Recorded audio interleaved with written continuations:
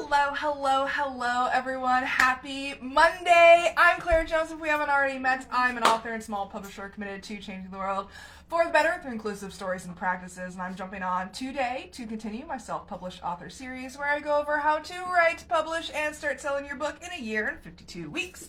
So if you're joining me, please like, comment, share below. Let us know that you're here. And today we are continuing with your last editing week. So this is to make sure that we can cross our T's, dot our I's, and put a big, nice bow on it, because that's what our manuscripts deserve, right? So if you're interested in the full rundown of what I'm discussing today, please check out my comprehensive, almost 300-page self-published author planner. You can find all the details at linktr.ee/clairjoyance. And yeah, so welcome to your last editing week of the year. Oh, it's so exciting, right?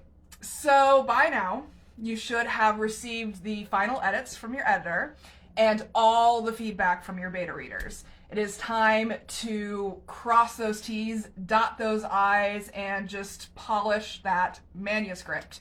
So aim for at least 1 hour of editing, etc. this week, or 7 hours total divided between multiple days. Again, we're going on the 52-week schedule here, 52-week episodes, and so this week is entirely devoted to just making sure that our manuscripts are as polished as possible before we send them off. So we will be heading into the final preparations for publication next week, next episode, and onboarding our formatter the week after.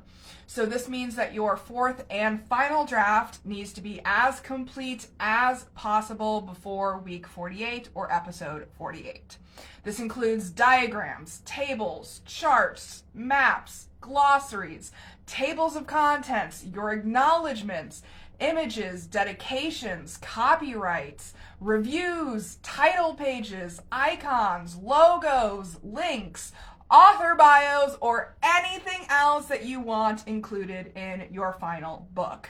So look at the comparable titles that you've chosen to compare your book to. Do they have anything that your book doesn't in the front and back matter of the book? Do they put maps before or after the story? Do they have mini illustrations on the chapter title pages? Do they have full color images at the center of the book, or are they black and white spaced throughout?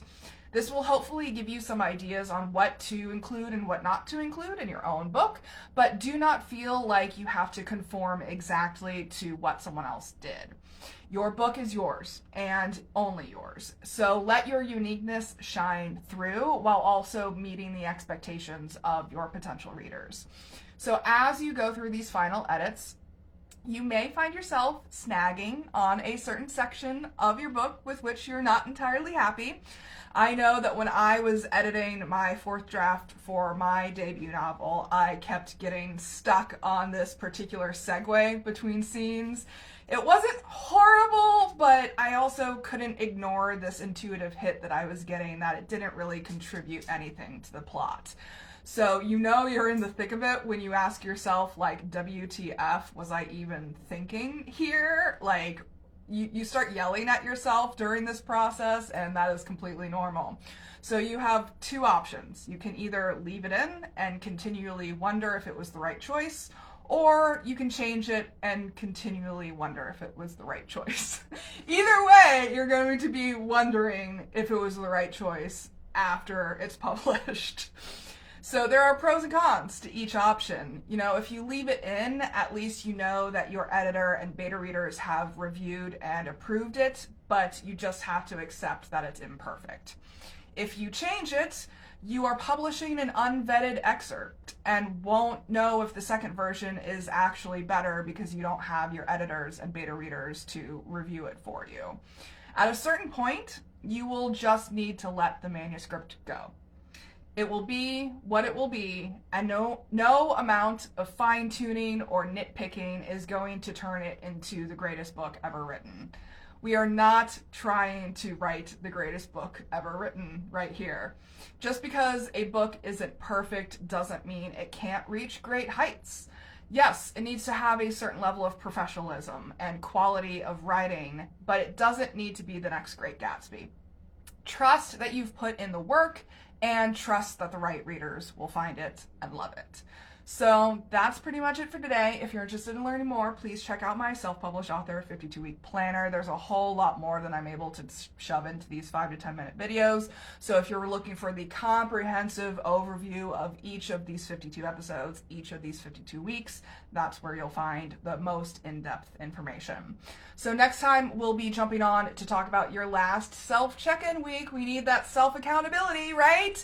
To make sure that we have our heads on straight as we head into launch. So in the meantime, please remember that you all have extraordinary stories inside of you, and I'm rooting for you as you use them to change the world for the better. Take care, everyone, and I'll see you on Wednesday.